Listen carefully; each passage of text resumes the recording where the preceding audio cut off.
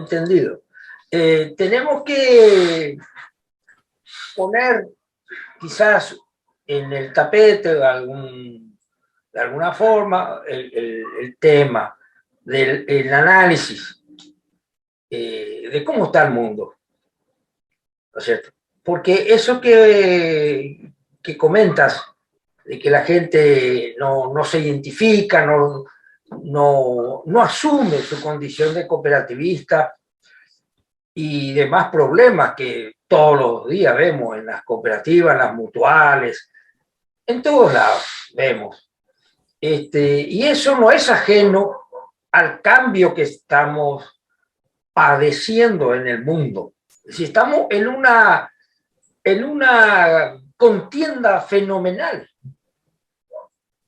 en el cual los poderosos han incorporado ya definitivamente a su agresión hacia el pueblo, porque es hacia el pueblo que dirige sus controversias, su capacidad o su intención, mejor dicho, de someter. Porque ese es el punto central. Los poderosos pretenden seguir sometiendo, pero como ya llegamos al final del camino del capitalismo, en su desarrollo, en su desempeño, lo que pretenden ahora, justamente se reunieron nuevamente en Davos, los cráneos, para dibujar, es decir, cómo va a ser el capitalismo. Y en realidad ya está siendo construido. Si el pueblo no reacciona, ellos van a hacer lo que se les canta. Es decir, van a poner en vez de un presidente un representante, un gerente. Es decir, es profundo la transformación que ellos plantean. Ellos ya no quieren partidos políticos, ya no quieren la democracia, nada de eso. Es una profunda modificación de lo que conocemos hasta hoy. Sí. Eso está en marcha desde hace muchos años. En realidad empezó en la década de los 70, cuando se produce justamente la crisis del capitalismo industrial, fenece y comienza ya definitivamente el capitalismo financiero. Uno de los puntos centrales de ese capitalismo está dirigido naturalmente a la cabeza de todos nosotros, de todas las personas, a fin de desmontar esas creencias de que podemos generar, en este caso, a través de las cooperativas, un mundo mejor. Entonces, atacan todo, ¿no es cierto?, para poder acordarse. Es decir, ¿cuál es el prototipo de la persona que ellos pretenden? Es una persona que no tenga ideas, que no tenga proyectos, sino simplemente satisfacer sus necesidades laborales, de estudio, y no piense en la política, no piense en mejorar la comunidad, nada de eso. Ahora, por ejemplo, acá, el famoso hombre el mimado del régimen, Milei, propuso el intercambio, que se ponga en el mercado, el intercambio de órganos, que se pueda comprar y vender órganos. Sí, joder. Bueno, pero lo que tenemos que poner atención es que estas personas son provocadoras. Lo que dicen, ellos lo saben bien, que eso no está bien. Ellos lo saben, pero lo dicen para ir socavando nuestra conciencia. Ese es el propósito. No lo que vemos, sino la intencionalidad, el mensaje que conlleva lo que dice. Y lo que dice va socavando nuestra cultura de pensamiento, digamos. ¿Por qué? ¿Por qué pueden hacerlo? Porque del otro lado no hay prácticamente nadie, o debilitado. En este caso, en el movimiento en que estamos, la Alianza Cooperativa Internacional, la Cooperativa de América, tiene una dirección no acorde a estos tiempos de ataques a lo humano.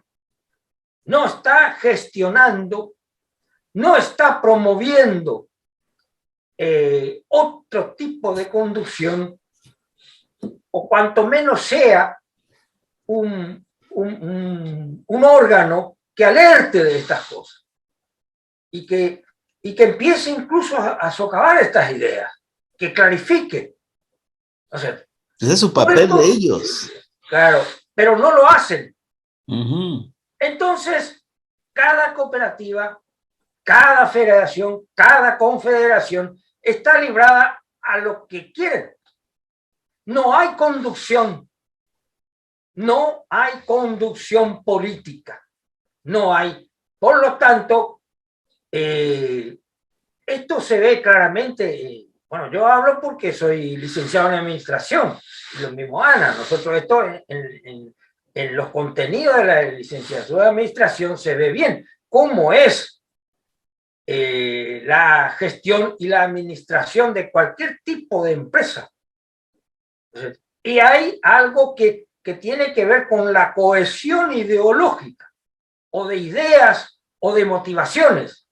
Y eso es una cuestión con el que no hay que andar en debilidad. Es decir, acá no existe una conducción acorde a los tiempos. Estamos prácticamente a la deriva. Sí, efectivamente.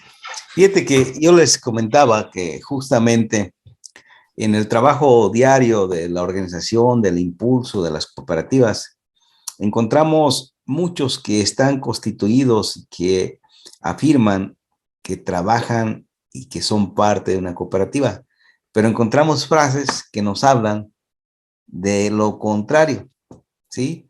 Hay frases que nos dicen, bueno, estoy trabajando aquí, pero el dueño de la cooperativa nos tiene en una situación, caray, el dueño de la cooperativa. Y luego hay otros que dicen, la experiencia que hemos venido teniendo en la cooperativa ha sido buenísima.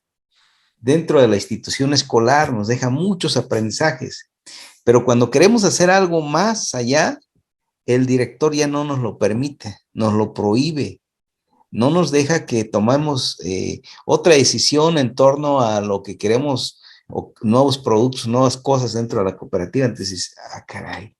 O frases también, la cooperativa que tenemos dentro del trabajo es muy buena, yo soy socio, pero para todo tenemos que pedirle permiso al sindicato, para que el sindicato autorice que la cooperativa sí pueda implementar determinada actividad. Entonces, 3 frases que pongo sobre la mesa, que son frases que nos hablan de ausencia del acto cooperativo, ¿sí? En el primero, pues es que, ¿cómo que el dueño de la cooperativa? Pues las cooperativas, los dueños son los socios y son los que deben de tomar las decisiones en la asamblea general, ¿sí? Son los que deben de pensar en la dirección hacia dónde va la cooperativa, en fin, cosas de esta naturaleza. Y bueno, pues totalmente coincidente contigo, Yor, con Ana, de que no basta resolver las necesidades inmediatas. Eso es muy valioso, es muy importante. Luego andamos pensando que la cooperativa está para eso, para resolverlo de aquí a ahorita solamente, ¿sí? No tenía trabajo, ya conformamos una cooperativa, tenemos trabajo. No completaba el ingreso, tenemos una cooperativa y ahora, vaya, tenemos servicios al público y somos una cooperativa y por lo menos ahí la llevamos, ok, pero el cooperativismo no puede estar así, o sea, en lo inmediato, debe tener una visión de futuro, si no se va a perder, se lo va a comer, ¿sí? El sistema económico se lo come y termina el sistema económico capitalista termina utilizando la organización cooperativa para sus propios fines. ¿sí? Hay que tener la visión de que queremos otro mundo que es posible, otra economía diferente, otra cultura, es decir, otra cosa totalmente diferente y hacia allá vamos, ¿sí? Entonces, efectivamente, podemos valorar que es bueno resolver las necesidades hoy, pero no nada más hoy. Las grandes necesidades y los grandes problemas que tenemos en el contexto regional, nacional, en fin, están en el futuro y no hay que perder de vista el futuro. Entonces, como bien lo apuntas, la discusión en las mismas cooperativas, el análisis entre cooperativas, es muy interesante y nos ayuda a clarificarnos esos caminos. Y bueno, tenemos organismos que, como bien lo apuntas, debieran estar ocupados en brindarnos también dirección, ¿sí? Organismos en los propios países, en nuestras regiones, ¿sí? Hablando de América Latina, bueno, tenemos organismo para América Latina de la Asia, hablando de Europa, hablando de los continentes, hablando, en fin, ¿sí?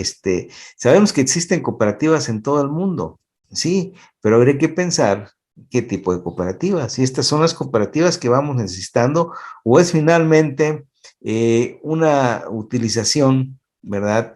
Que está utilizando a conveniencia el mismo sistema del capital, ¿sí? El mercado libre, en fin, si es que es por ahí, ¿sí? Me ha tocado conocer de empresas transnacionales que llegan y se instalan. No sé si pase también allá con ustedes.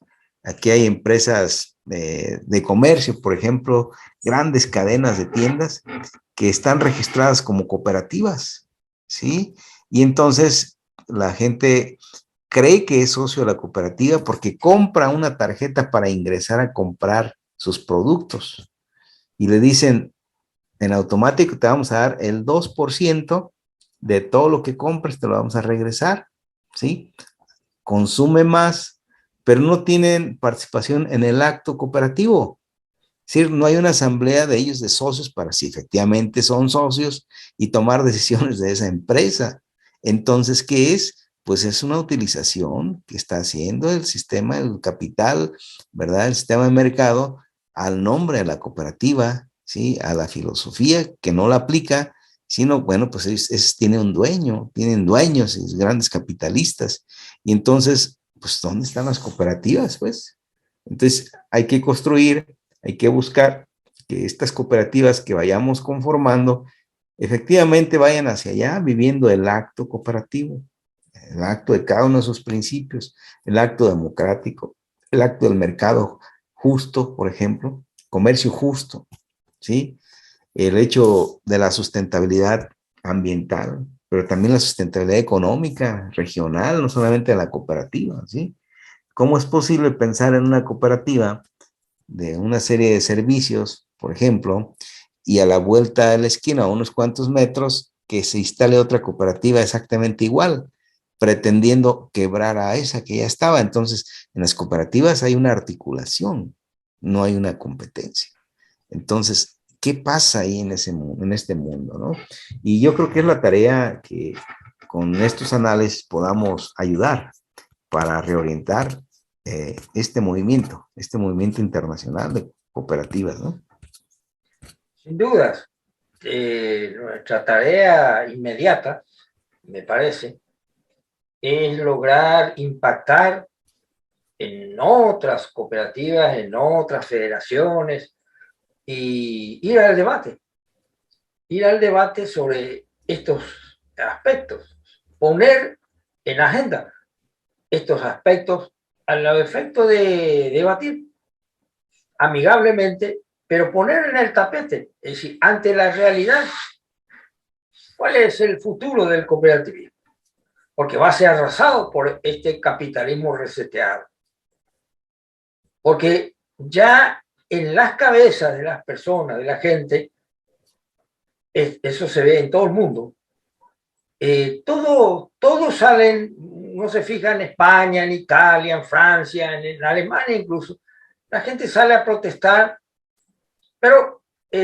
no tiene incidencia en los gobiernos. Los gobiernos ya absorbieron eso. Ya no les asombra que miles de personas salgan a la calle. es parte del paisaje. Ya estas personas, o sea, estas situaciones, porque ellos ya absorbieron, ellos ya planificaron. El capitalismo vive y convive a través de sus intelectuales, de quienes elaboran las estrategias, las tácticas correspondientes a cada zona, a cada región y en el mundo y en cada tiempo. Decía yo que rememorando así que en la década del 70, el 40 y cuanto más uno se va hacia atrás, la gente tenía cierta y determinada predisposición a luchar por un mundo mejor. De todo punto de vista, en lo gremial, en lo político, en lo cooperativo. Es decir, había receptividad para las ideas nuevas, para las ideas organizativas. Y eso tuvo su mayor auge de politización de la juventud, es decir, en el sentido político en cuanto a que miraba la realidad tal y cual se presenta, es decir, se le veía bien las intencionalidades del capitalismo de aquel entonces. Entonces, si uno compara hoy y de antaño, de esa época, uno se da cuenta que al final de cuentas antes era más fácil dialogar con las personas políticamente. Se formaban muchos jóvenes políticamente, tenían esa predisposición, sobre todo en las universidades, pero también en el campo laboral. En todos lados, la juventud hablaba y era... Hoy día, yo creo que estamos cerca de la cretinización de las personas. Es decir, en cuanto a la formulación política. Es decir, hay un dicho que se dice, no te gastes, no te gastes, ¿no es cierto? Expresando de que la juventud no escucha, porque está ya reseteado su cerebro para eso. Entonces yo me pregunto, hoy estábamos viendo, hoy es día de pago de los empleados públicos acá en la provincia. Y con ese frío, con esas cuadras y cuadras, 5, 6, 7 cuadras de personas tratando de cobrar el sueldo. Por otro lado, tratando de cobrar unas pensiones, unas asignaciones especiales en otro banco, y que dan número hasta 50 personas, ¿no? Pero uno ve un conjunto de personas, un grupo de personas no organizadas, ni tienen la mentalidad organizada y resignadamente esperan. Entonces uno se pregunta desde el punto de vista sociológico, ¿qué ha ocurrido acá? ¿Qué es lo que ha ocurrido para que estas personas, siendo miles ahí, no reaccionen ante esa situación? Y bueno, es la recolonización, la idiotización masiva. Bueno, eso es percibido también por algunos directores de cooperativas, de confederaciones. Decía un expresidente paraguayo, cuando lo expulsan de Paraguay y ya sube al barco para irse a su exilio a Buenos Aires, largó una frase que hasta hoy día retumba: adiós pueblo imbécil, cuyas mujeres he disfrutado. Este es un pueblo de cretinos. Entonces uno, en determinado momento, uno se pregunta si esa cretinización no está vigente, por un lado. Ahora, si uno se queda en eso, hasta podemos caer en depresión. Pero para eso están los clásicos que ya estudiaron, en profundidad y, es más, lo han llevado a categoría científica, de una sociología, digamos así, más estudiosa, por decirlo de alguna manera. No la sociología burguesa o la sociología liberal que se estudia, sino una sociología mucho más profunda. Entonces nos esclarece esto y nos cuenta que hay momentos, y si uno se fija en la historia, en los momentos, en las ciudades, en los pueblos, va a ver bien esos momentos históricos de arrastre, por ejemplo, de arrastre, como dice, arrastran las poblaciones, arrastran sus cadenas de manera silenciosa, de manera resignada, van, ¿no es cierto?, hasta que ocurre algo que impacta en ellos y toda esa fuerza, esa energía, porque no es que existe la nada, no es que porque estén resignados no se acumula fuerza rebelde o fuerza de mejoría, se acumula, por más que pasen 50 años, 100 años, la fuerza es contenida, pero está ahí, hasta que un hecho, una inundación, una sequía, o personas lanzan una consigna en un determinado momento y eso explota. Eso uno está a través de la historia en todos lados. ¿No es cierto? Es decir, lo que tenemos no son así lo que pudiéramos decir gente cretina o gente imbécil, sino que se está acumulando una tremenda fuerza explosiva que va a tener su canal en determinado momento histórico en todas partes del mundo.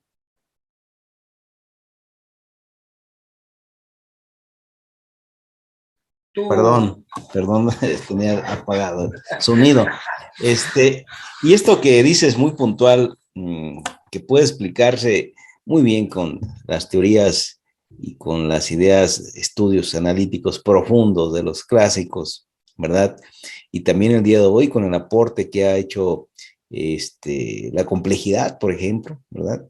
El caos, el orden y el desorden, ¿verdad? Estas fuerzas que emergen, que se reordenan, que, en fin, que nos van ayudando a entender. Debiera de ser teoría al alcance de este sector que impulsa el cooperativismo, fíjate. Yo insisto, es de todos, pero hay un compromiso de quien piensa que está dirigiendo cooperativas para hacerse de estos elementos teóricos, porque como bien se anotaba al inicio, la lucha de clases la vivimos, no hemos superado, no hay una superación de lucha de clases, aunque digan que eso ya no existe, existe.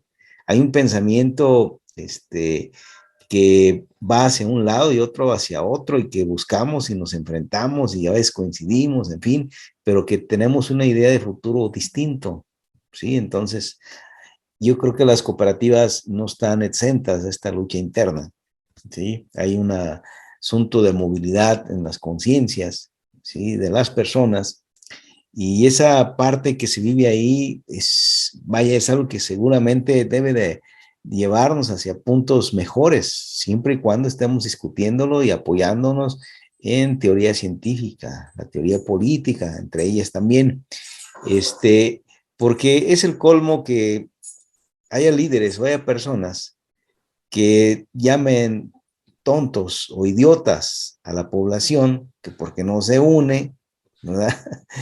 Y también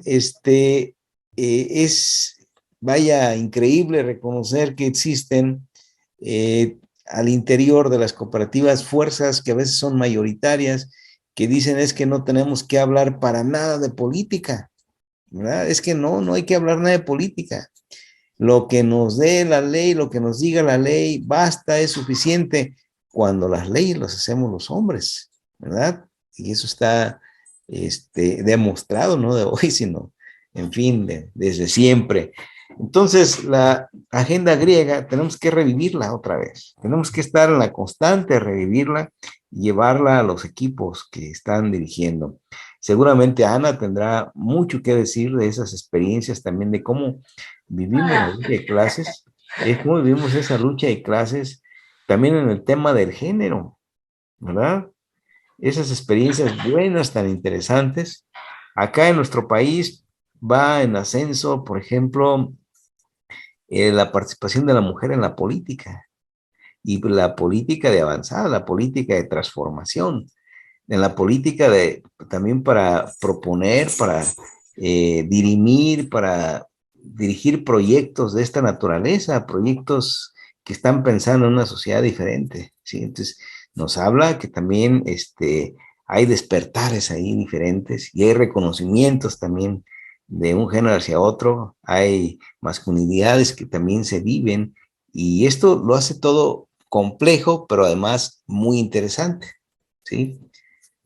Sí, José, nosotros tenemos una posición al respecto, ¿no? Que no va con la línea que ahora se larga, que hay en muchas cooperativas, lo vemos, este sector para los jóvenes, este para las mujeres, eso es una forma encubierta de hacer discriminación. Tenemos que llegar a ocupar cargos de relevancia, no porque seamos mujeres, sino por la capacidad, la entrega y el compromiso que tenemos. En nuestro caso, como mujer, tenemos una gran traba, ¿verdad? Que es toda esa cultura histórica adquirida que transmitimos a nuestros hijos, a la sociedad, y decimos, las mujeres actuamos en su, como decimos en guaraní, o sea, actuamos solapadamente y no nos ponemos a la par como compañeros del hombre, sin tener en cuenta si somos hombres o mujeres. Entonces entramos en una suerte de competencia con el compañero. No porque soy mujer, no porque es hombre, no, acá no tiene que haber esa distinción. Se supone que el cooperativismo, como en su esencia, que no hace discriminación de eso, de Todos sexo, por de igual, género, ¿no? ¿eh?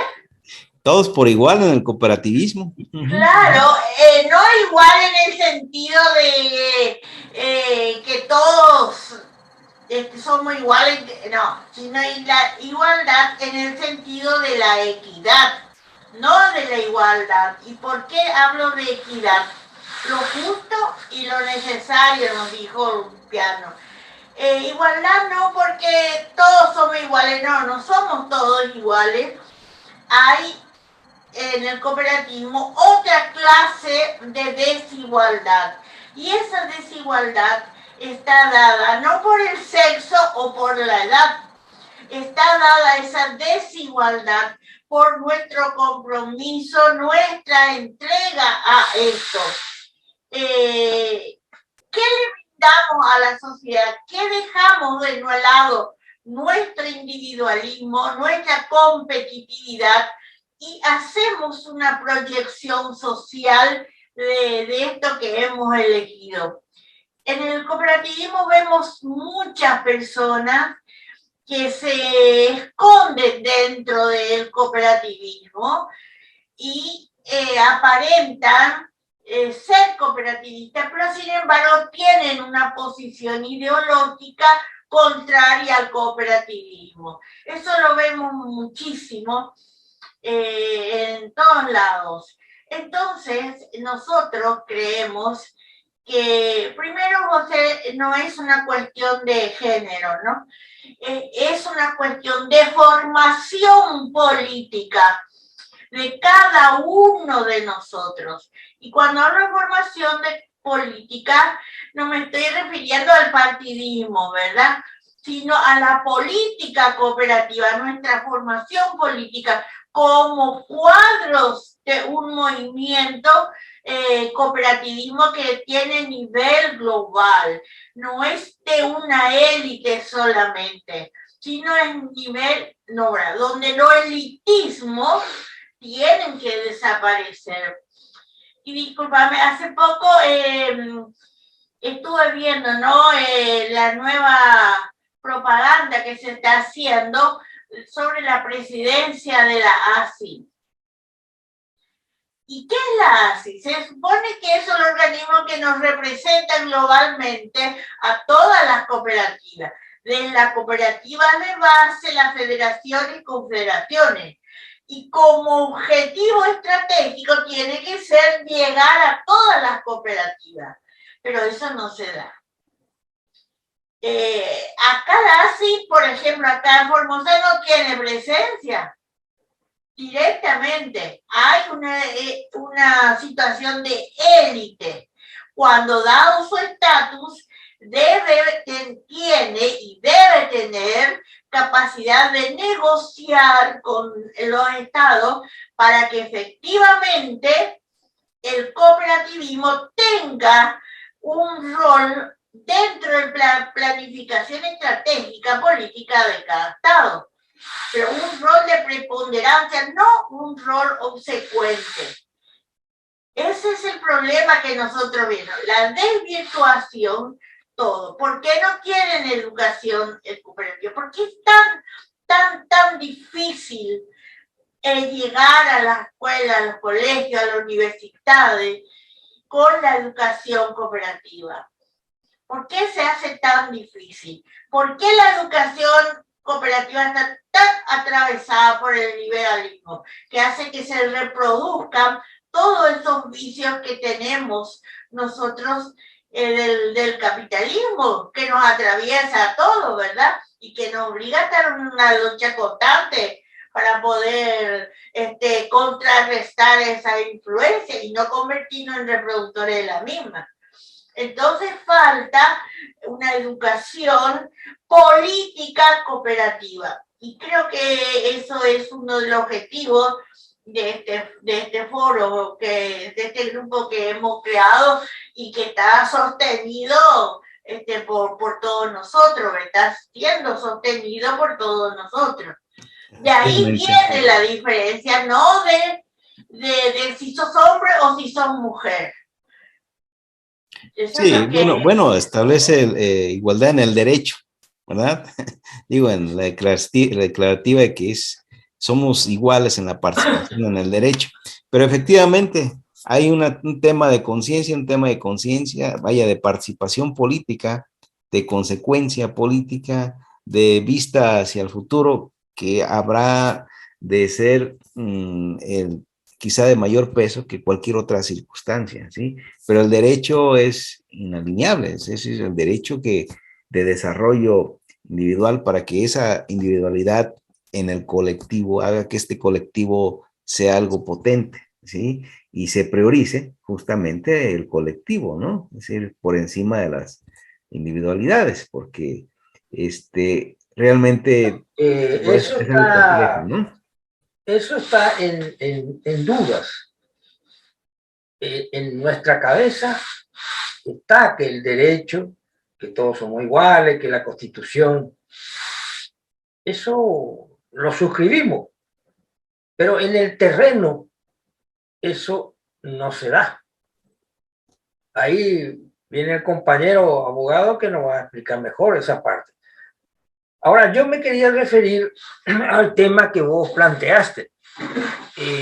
Y hablaste muy bien de los griegos, los antiguos griegos, ¿no es cierto? De Aristóteles y más todavía, es el Epicuro, en fin, de Efeso, el oscuro que le decían, en fin, todos ellos ya se dieron cuenta, comprendieron el tema de la lucha de clases. Ellos fueron los primeros que plantearon. Ahora, lógicamente que en la contienda política diaria, eso se ha desvirtuado. Dice lucha de clase, dice, como método. No puede ser un método, no lo es un método. La lucha de clases es un dato indiciario de la realidad de la sociedad. No es un método. Es un dato, es una característica de nuestras sociedades.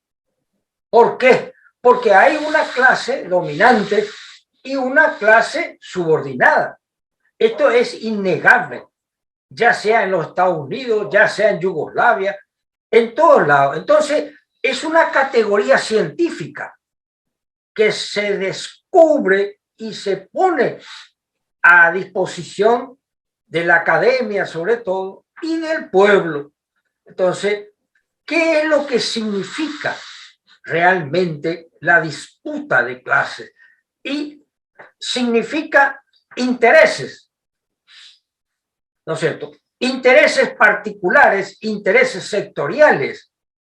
Esos intereses peculiares, esos intereses personales o de grupos o de organizaciones, TUS, cártel, todo, entra en la relación en la sociedad y provoca rispideces, provoca desencuentro.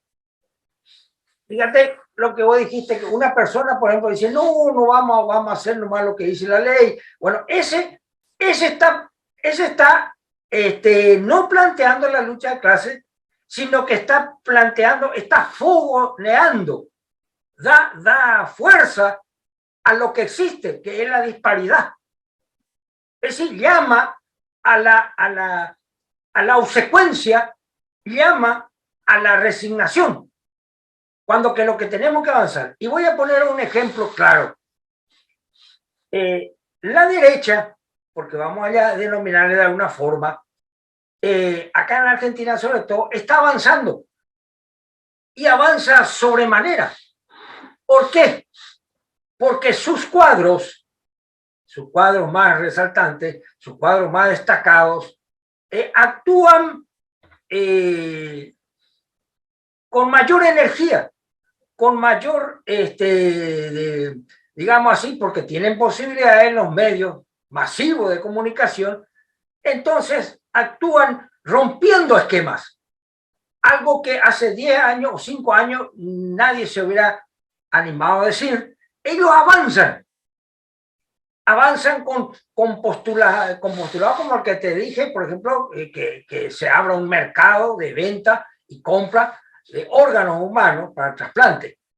Bueno, eso tiene un fin ideológico, ¿no es cierto? Avanzar y quebrar nuestros pensamientos cristianos, nuestros pensamientos humanos, es decir, socavar eso. Ese es el objetivo.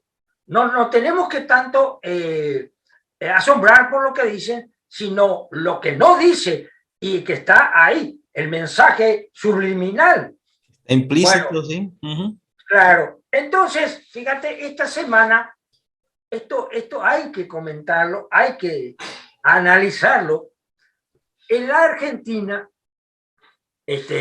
seguramente que lo sabes, una de las figuras más emblemáticas de la política argentina es prácticamente una santa, Evita Perón. O sea, por lo que ella hizo, por su esfuerzo, por su dedicación, por ese tremendo amor al pueblo que ella demostró, ¿no es cierto? Acá propios extraños no discutían su figura. Sin embargo, el vicepresidente de la Corte Suprema de Justicia de la Nación Argentina, en una entrevista lanzó una provocación, porque eso es lo que lanzó, diciendo lo que Evita dijo. Evita dijo, donde hay una necesidad, hay un derecho. Por eso te decía que la cuestión del derecho nos divide inmediatamente. Porque vos tenés el derecho proclamado, pero no activado. Entonces, este hombre dice así, porque forma parte de la avanzada de derecha, dice algo que él lo sabe bien, que lastima el sentimiento más profundo del pueblo argentino con respecto a Evita, y dice, no es cierto lo que ella dijo, que es una necesidad, porque y lanza un precepto liberal de la escasez de los recursos. Bueno, eso me movió a hacer un artículo donde le contesto, ¿no es cierto? Y les digo que la escasez no es porque no haya producto. La escasez es porque ellos se han llevado todo el dinero, se han robado y nos han endeudado. Entonces tiene una formulación, como corresponde, una formulación política de lo que pretendidamente él quiere hacer cuenta de la economía liberal capitalista, de que los bienes son finitos, de que son escasos. Eso es una fábula de Adam Smith y todos sus seguidores. Eso es mentira. Lo que es escaso es el dinero en el bolsillo del pobre, del campesino. Eso es lo que es escaso. Entonces, ahí está en Facebook, está mi respuesta, ¿no es cierto? Es una avanzada, pero del otro lado no tenemos nada, porque mi escrito, bueno, se puede conseguir en internet, pero no tiene la potencia que ellos tienen, porque tienen 10, 20 canales de televisión que anula cualquier cuestión. Pero en mi humildad y en mi compromiso, le contesto, ¿no es cierto? Que eso es más, lo trato de profano, porque es lo que es profana la historia, el legado de esta mujer bendita, ¿no es cierto? Y te comento una parte íntima. Yo he visto a mi madre prenderle vela como a una santa, como a una virgen, a Evita, ¿no es cierto? Es decir, porque, pero no solamente en mi casa, sino que en todas las casas humildes hizo esto. Entonces, ¿por qué no le han declarado a Evita santa, cuando que tiene todas las potencialidades de una mujer que ha penetrado profundamente en el pueblo? ¿No es cierto? Es la abanderada de los humildes, así le llaman, Evita, la abanderada de los humildes, ¿no es cierto? Bueno, entonces mienten e instalan ciertos conceptos, ¿no es cierto?